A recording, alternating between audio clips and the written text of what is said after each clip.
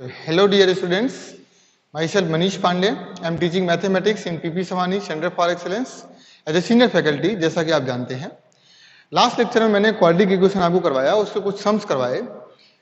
Sums में मैंने आपको ये आइडिया देने की कोशिश करी है कि डिफरेंट टाइप्स के सम है तो उनको अपन किस तरीके से हैंडल करेंगे और उस टाइप का सम यदि है तो अप्रोच कैसे करेंगे। देखिए, किसी भी सवाल का, किसी भी सम का जवाब निकालना बहुत आसान होता है। आज नहीं बताऊंगा तो मैं कल आपको जवाब बता दूंगा, पर हर सवाल का जवाब निकालना बहुत आसान है। लेकिन इंपॉर्टेंट यह है कि आप किसी भी क्वेश्चन की अप्रोच जो है वो आप गेन करते हैं या नहीं। मैं जब कोई क्वेश्चन करता हूं तो आप ये देखिए कि इस क्वेश्चन में इन्होंने ऐसे ही क्यों किया, यही अप्रोच क्यों लगाई, इनके दिमाग में ये बात ही क्यों आई, ये आपको सोचना है। यदि आपने ये सोच लिया तो आप मैथमेटिक्स में कभी नहीं रुक सकते हैं। ठीक है, तो आइए कुछ क्वेश्चंस करते हैं और इससे अपनी अंडरस्टैंडिंग और बढ़ाते हैं। और मेन इंपॉर्टेंट अपन जो ध्यान रखेंगे, जो ध्यान रखने वाली बात है वो ये है कि अपने को अप्रोच जो है, अप्रोच सबसे ज्यादा पकड़नी है कि अप्रोच क्या है इसकी और ऐसा ही क्यों किया अपन ने। ठीक है, तो एक क्वेश्चन है, the least integral value of के। क्वेश्चन है the least integral value of k, the least integral value of k for which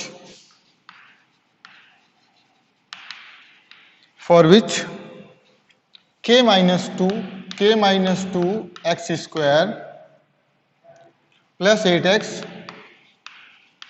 plus k plus 4 is greater than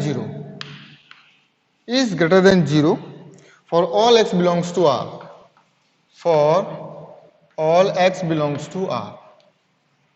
ठीक है, is इसमें ऑप्शंस हैं 5, 2, 3, none। देखिए, इस क्वेश्चन में क्या है कि the least integral value of के की वैल्यू निकालना है। जो सबसे छोटा इंटीग्रल वैल्यू होगी, इंटीजर वैल्यू होगी, वो आपको बतानी है, तो वो अपन निकाल लेंगे। लेकिन क्वेश्चन क्या है वो आप देखिए जरा, for which this is greater then 0, यानी कोई फंक्शन है जो ग्रेटर देन 0 है, स्ट्रिक्टली ग्रेटर देन 0 है। इसका मतलब फंक्शन ग्रेटर देन 0 होने का मतलब ये हुआ कि कर्व इज, जो function fx is greater then 0, यानी fx पूरा का पूरा 0 से बड़ा है, यानी fx की वैल्यू x एक्सिस को कभी कट ही नहीं कर रही है, x एक्सिस से ऊपर ही है fx। ये पूरा फंक्शन fx क्वाड्रेटिक पॉलिनोमियल है जो पूरा का पूरा 0 से बड़ा है। 0 से बड़ा होने का मतलब इसका पूरा ग्राफ x एक्सिस से ऊपर है, एक भी पोर्शन इसका x एक्सिस से नीचे नहीं, क्योंकि इन्होंने बोल दिया कि जो पूरा पॉलिनोमियल है वो हमेशा 0 से बड़ा रहेगा। इसका मतलब इसका ग्राफ ऐसे ही बनेगा। ऑब्वियसली ऐसे तो बना नहीं सकते, ऐसे बनाएंगे तो ऐसे बनाएंगे तो वो एंड नहीं हो पाएगा, है ना। जबकि क्या है, वो इनफाइनाइट तक बढ़ेगा, जिसका मतलब x एक्सिस को वो कट कर जाएगा। तो ये ग्राफ ऐसा नहीं बन सकता ऊपर, ठीक है, ये ग्राफ ऐसा ही बन सकता है। तो ऐसा ग्राफ बनेगा, इसका मतलब क्या हुआ कि a 0 से बड़ा होगा और d आपका 0 से छोटा होगा, ये मतलब हुआ इसका। a 0 से बड़ा होगा, इसका मतलब यहाँ पर a की वैल्यू क्या है, आप फिर से लिख लीजिए, k minus 2 x square plus 8x plus k plus 4 is greater then 0। तो यहाँ पर a क्या है, k माइनस 2, a की वैल्यू है k minus 2, k minus 2 is greater then 0। पहली बात, एक तो ये ध्यान रखना है।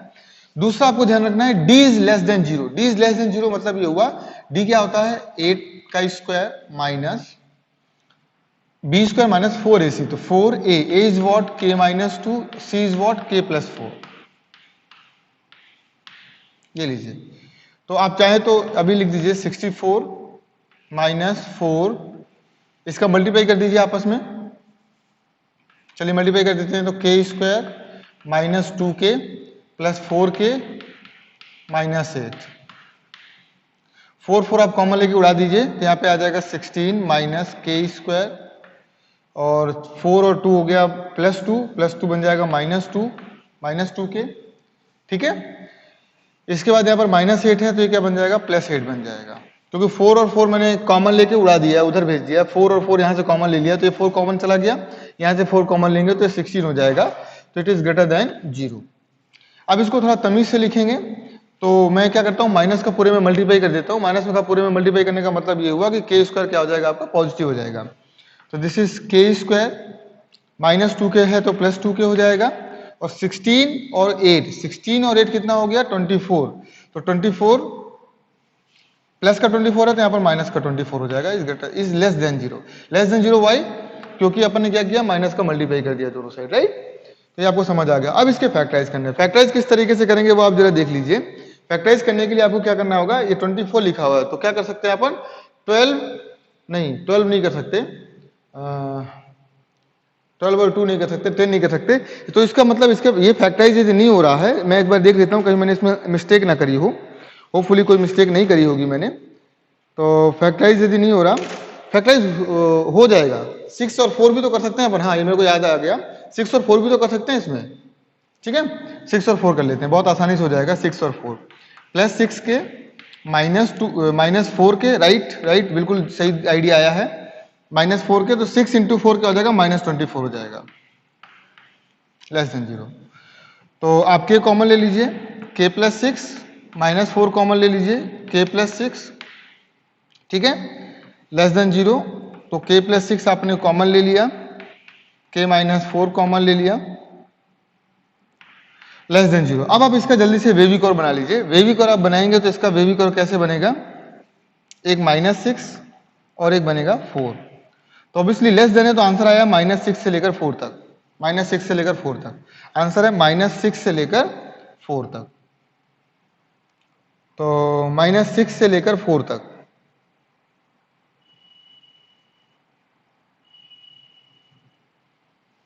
मुझे ऐसा लगता है कहीं यहाँ पर इसमें मिस्टेक हो गई है अपने, हाँ सॉरी, यहाँ पर मैंने ग्रेटर देन 0 ले लिया, it is less than 0, it is less than 0, D is less than 0, मैंने आपको बताया था डी इज लेस देन 0।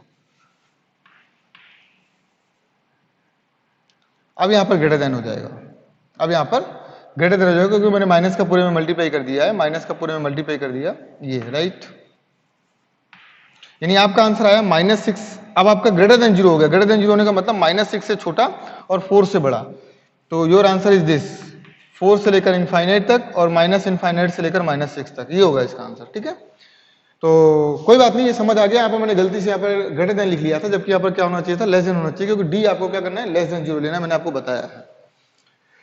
तो अब दो आंसर आ गए। एक तो आंसर आ गया k की वैल्यू 2 से बड़ी होनी चाहिए, एक तो आंसर ये है। दूसरा आंसर ये है कि k की वैल्यू -4 से छोटी है, सॉरी -6 से छोटी है, -6 से छोटी है लेकिन 4 से बड़ी है, 4 से बड़ी है। ये दो आंसर है। इन दोनों में कॉमन आंसर क्या है, कॉमन आंसर निकालना है तो आप इस तरीके से निकाल सकते हैं। इसका मतलब है जो भी नंबर आए वो सब लिख लीजिए, जैसे -6 लिख लिया, 2 लिख लिया और 4 लिख लिया। तो ये वाला आंसर है -6 से छोटा, -6 से छोटा का मतलब हुआ ये वाला आंसर, और 4 से बड़ा का मतलब हुआ ये वाला आंसर। और इसका मतलब है 2 से बड़ा, 2 से बड़े को आप इधर लिख लीजिए। तो सबसे ज्यादा कॉमन क्या है, सबसे ज्यादा कॉमन है ये दोनों में कॉमन है। पहले वाले आंसर में भी ये है और दूसरे वाले भी आंसर में भी है। तो कॉमन क्या हुआ, 4 से बड़ा। तो final answer is k is greater then 4। This is the final answer. k 4 से बड़ा है तो अब 4 तो है नहीं, 4 पे तो इंक्लूड नहीं किया, 4 तो है नहीं, तो सबसे छोटा इंटीग्रल क्या होगा, 5। 4 से बड़ा क्या होगा, 5। अगला इंटीजर क्या आएगा, 5 ही आएगा ना, क्योंकि k की वैल्यू क्या है, 4 से बड़ी है। 4 से बड़ी क्या होगी, 5, 6, 7, 8। तो सबसे लीस्ट इंटीजर हुआ वो क्या हुआ, 5। तो least integer is what, 5। Answer is done. ये समझ आ गया होगा आपको, है ना। तो क्वेश्चन बहुत आसान है, कोई करना नहीं है, इसमें कुछ लॉजिक भी नहीं लगाया मैंने। इसमें सीधा इन्होंने बोला कि पूरा कर्व जो है ग्रेटर देन 0, ग्रेटर देन 0 होने का मतलब कि पूरा एक्स एक्सिस से ऊपर है। एक्स एक्सिस से ऊपर होने का मतलब a की वैल्यू 0 से बड़ी होगी और d की वैल्यू क्या होगी, लेस देन 0 होगी। तो दोनों मैंने कॉन्सेप्ट लगा दिए, जो मेरे को समझ आया वो मैंने यहाँ पर लगा दिया। तो लगा दिया तो आंसर आ गया, ठीक है। तो अपन इसको लिख लेंगे, आप इसको लिख लीजिए, फिर मैं आपको नेक्स्ट बताता हूँ। इसके बाद आप इसको लिख लीजिए, वीडियो पॉज करिए और लिखिए।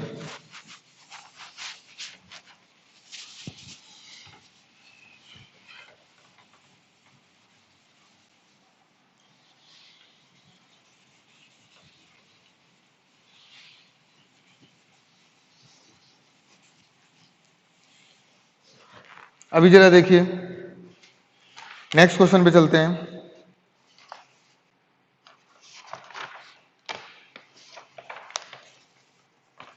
नेक्स्ट क्वेश्चन तो बेहद आसान है, ये आप फिंगर टिप पर कर सकते हैं। If a is less than b, then solution of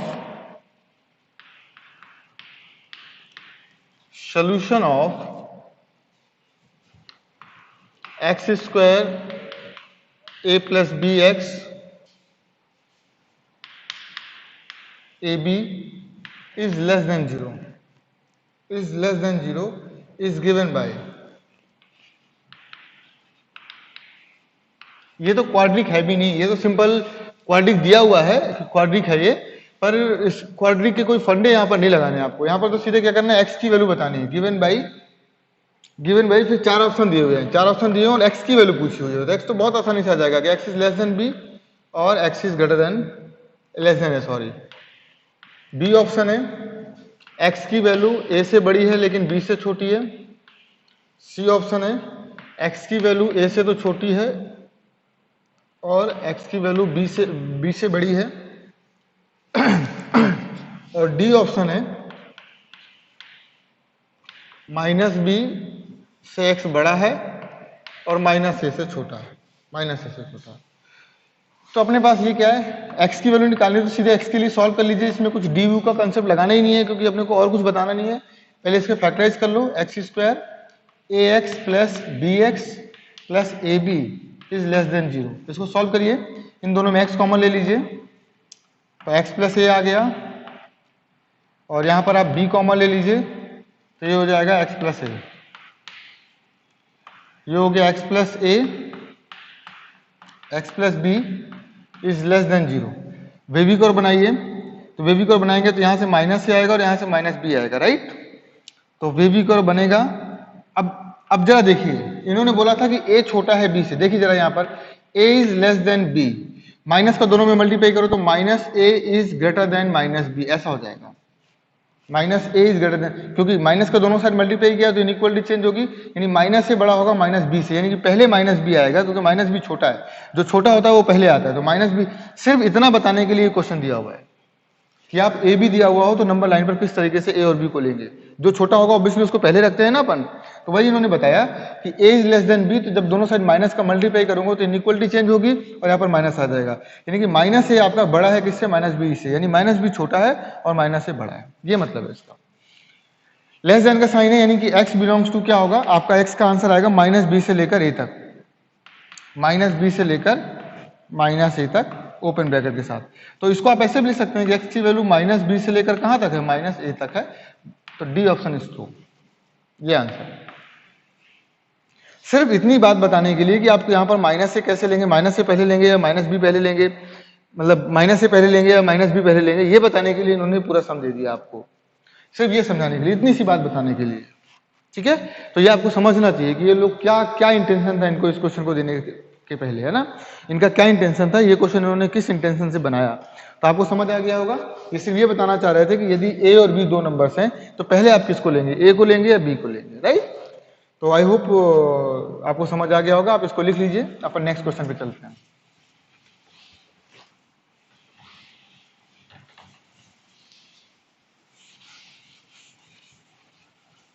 ठीक है, तो बहुत प्यार से समझना है, बहुत अच्छे से समझना है, क्वेश्चंस बहुत आसान होते हैं, सिर्फ अपने को अप्रोच की जरूरत है कि वो अप्रोच क्या लगाई इन्होंने, है ना, तो उतनी सी बात आपको समझ आ जाए तो मतलब आपने बहुत अच्छा कर लिया है। अब मैं आपको जो एक क्वेश्चन करवा रहा हूँ वो अभी तक मैं आपको जो क्वेश्चन करवा रहा था वो मेंस लेवल के थे, अभी मैं आपको जो क्वेश्चन करवाने जा रहा हूँ वो एडवांस लेवल का क्वेश्चन है, ठीक है ना, और अभी आपको मैं आगे के 3 सम जो करवाऊंगा वो एडवांस लेवल के ही होंगे, तीनों सम, ठीक है ना, लेकिन एडवांस लेवल मैंने बोल दिया इसका मतलब ये नहीं कि बहुत हाई लेवल चला गया, ऐसा कुछ भी नहीं है, मैं आपको बता रहा हूँ कि लॉजिक क्या लगाने हैं, तो लॉजिक कैसे लगाने वही तो आपको सीखना है, तो आप सीखिए जरा कैसे लॉजिक लगेंगे, ठीक है। क्वेश्चन है, if ABC belongs to R, if A, B, C belongs to R and A plus B plus C and C is less than 0, then the quadratic equation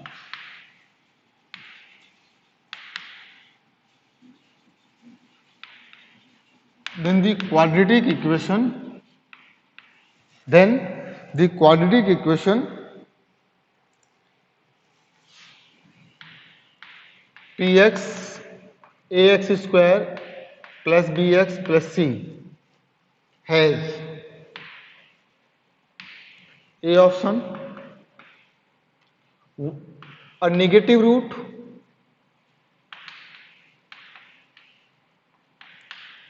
B option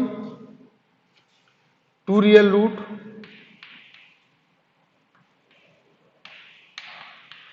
C option 2 imaginary roots,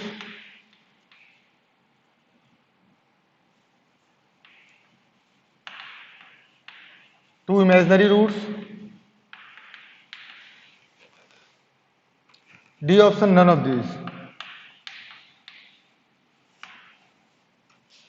अब जरा देखिए इस सम को, इस सम में क्या पूछा इन्होंने, क्या ये बताना चाह रहे हैं, जबकि इन्होंने कुछ बताया ही नहीं, इसके रूट्स तो निकाल नहीं सकते, ये कंडीशन दे दी इन्होंने और बोल दिया कि आप इसके रूट्स बताइए। तो एबीसी कुछ पता ही नहीं है, 1 2 3 4 5 क्या है, एबीसी की वैल्यू कुछ पता ही नहीं, और सीधे पूछ लिया कि बताइए इसके रूट्स रियल आएंगे या इमेजिनरी आएंगे। क्वेश्चन में यही है कि रूट्स रियल होंगे या इमेजिनरी होंगे। नेगेटिव रूट्स होगा तो ऑब्वियसली वो रियल होगा ना, रियल होगा तो ऑब्वियसली एक रूट यदि नेगेटिव है तो रियल तो होगा ही होगा, है ना। तो यदि रियल आ गया तो बेसिकली अपने को ये बताना है कि रूट्स आपके रियल है या इमेजिनरी है। एडवांस टाइप का क्वेश्चन है ये, क्योंकि इसमें कुछ इन्फॉर्मेशन नहीं है, बिना इन्फॉर्मेशन के क्वेश्चन करना है, ठीक है। अब आपको सोचना ये है कि ये a प्लस बी प्लस सी क्यों दिया हुआ है, ये c क्यों दिया हुआ है, यहां से c कैसे आएगा। आप एक बात जरा देखिए, यदि मैं x की जगह पर 0 पुट कर दूं, x की जगह पर 0 पुट कर दूं तो ये 0 हो जाएगा, ये 0 हो जाएगा, सिर्फ c आ जाएगा, c आ जाएगा। यदि मैं x की जगह पर 1 पुट कर दूं, यहां पर x की जगह पर 1 पुट कर दूं तो ये हो जाएगा a प्लस बी प्लस सी, यानी कि मेरे पास 0 वाला आ गया और a प्लस बी प्लस सी ये 1 वाला आ गया। इसका मतलब ये जो लिखा हुआ है, यहां पर लिखा हुआ है P1 इंटू P0, ये लिखा हुआ है कि ये लेस देन 0 है। इतनी बात पता, कुछ भी नहीं पता है। अब आप जरा मेरी बात को ध्यान से समझिए, मेरी बात को आप बहुत गौर से समझेंगे तो आपको समझ आ जाएगा। यहां पर ये 0 ले लेता हूं, यहां पर मैं ले लेता हूं 1, यहां पर ले लेता हूं 1।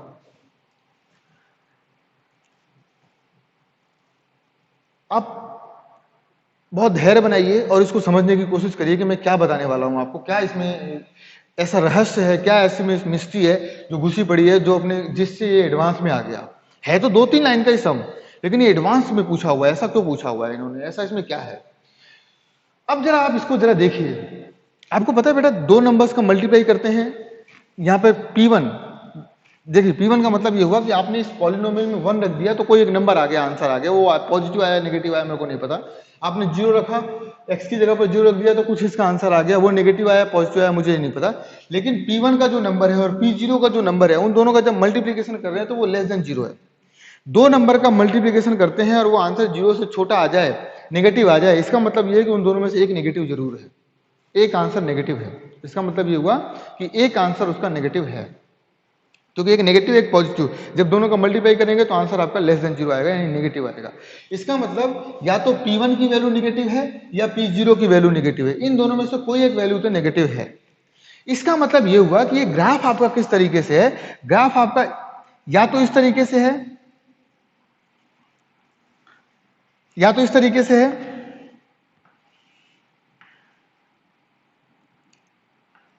मैं भी आपको समझाता हूं ऐसा क्यों, मैंने ऐसा क्यों बोला।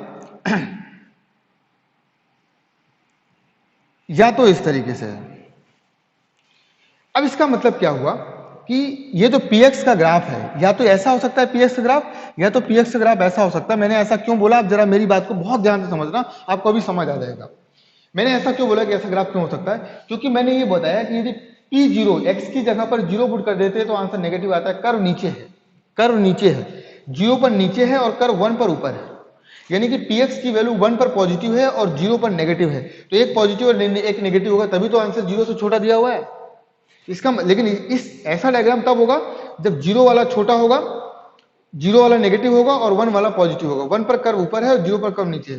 तो अब इसका मतलब ये होगा कि 0 पर नेगेटिव है और ये नेगेटिव है और ये पॉजिटिव है, तो इसका आंसर इसलिए ये दिया हुआ है कि 0 से छोटा है, क्योंकि यहाँ पर ये दिया हुआ है इसकी value a plus B plus C और c ये आपका लेस देन 0, ये गिवन है, ये गिवन, इससे मैंने आइडिया लगाया कि ये लेस देन 0 है।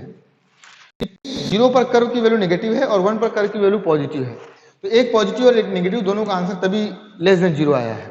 तो या तो इसलिए ऐसा, या तो ऐसा ग्राफ होगा इसलिए ये दिया हुआ है, या तो ऐसा ग्राफ हो सकता है। इसका मतलब ये हो कि 0 पर पॉजिटिव है लेकिन 1 पर नेगेटिव है, 0 पर पॉजिटिव है लेकिन 1 पर नेगेटिव, यानी 0 पर कर्व ऊपर है और 1 पर कर्व नीचे है। तो या तो ऐसा हो सकता है कि 0 पर 1 पर पॉजिटिव नेगेटिव हो और 0 पर पॉजिटिव हो, तभी तो इन दोनों का मल्टीप्लिकेशन नेगेटिव आया है, तभी तो इन दोनों का मल्टीप्लिकेशन नेगेटिव आया है। तो बेहद आसान है। यानी इससे क्या पता चला कि कर्व आपका या तो ऐसा है या तो कर्व ऐसा है, क्योंकि एक 0 या 1 पर है, कोई भी एक नंबर ऐसा होगा जिस पर एक बार कर्व नीचे है और एक बार कर्व ऊपर है, तभी तो इन दोनों का मल्टीप्लिकेशन नेगेटिव है। दो नंबर्स का मल्टीप्लाई क्या आ रहा है, नेगेटिव आ रहा है, इसका मतलब उनमें से एक नेगेटिव है, यानी कि या तो P0 नेगेटिव है या तो P1 नेगेटिव पॉजिटिव है, या तो फिर क्या होगा P0 पॉजिटिव होगा तो 1 नेगेटिव होगा, दोनों में से कोई एक तो नेगेटिव है। तो कर्व या तो ऐसा बनेगा या तो कर्व ऐसा बनेगा। लेकिन इस कर्व का मतलब क्या हुआ, इस कर्व का मतलब ये हुआ कि एक वैल्यू पॉजिटिव और एक वैल्यू नेगेटिव आने का मतलब ये है कि ये कर्व एक्स एक्सिस को जरूर कट कर रहा होगा, एक्स एक्सिस को कर्व जरूर कट कर रहा होगा। अब जरा देखिए, आप खुद ही बताइए, यदि मान लीजिए यहाँ 0 यहाँ पर 1 है, कर्व यदि ऐसा होता तो 0 पर भी पॉजिटिव और 1 पर भी पॉजिटिव है, तो दोनों का मल्टीप्लिकेशन क्या हो जाता, 0 से बड़ा हो जाता, दोनों का मल्टीप्लिकेशन क्या हो जाता, 0 से बड़ा हो जाता। लेकिन कर्व यदि ऐसा होता, ऐसा, ये 0 और ये 1, तो 0 पर भी नेगेटिव 1 पर नेगेटिव, तो दोनों का मल्टीप्लिकेशन करते तो आंसर पॉजिटिव आ जाता। तो यहाँ भी पॉजिटिव आएगा, यहाँ पर भी दोनों का मल्टीप्लिकेशन पॉजिटिव आएगा, इसलिए यहाँ पर इन्होंने पॉजिटिव नहीं दिया, इन्होंने बोला नेगेटिव। यानी डायग्राम ऐसे ही बन सकता है कि एक कर्व एक्स एक्सिस को जरूर कट करेगा, तभी एक नंबर पर पॉजिटिव आएगा और एक नंबर पर नेगेटिव आएगा। या तो ऐसा बन सकता है या तो ऐसा बन सकता है। इसका मतलब ये दोनों ही कर्व एक्स एक्सिस को दो जगह पर कट कर रहे हैं, चाहे ये वाला कर्व ले लीजिए चाहे ये वाला कर्व ले लीजिए, दोनों ही कर्व एक्स एक्सिस को दो जगह पर कट कर रहे हैं। दो जगह पर कट करने का मतलब ये होता है कि इस इक्वेशन के दो रियल रूट्स हैं।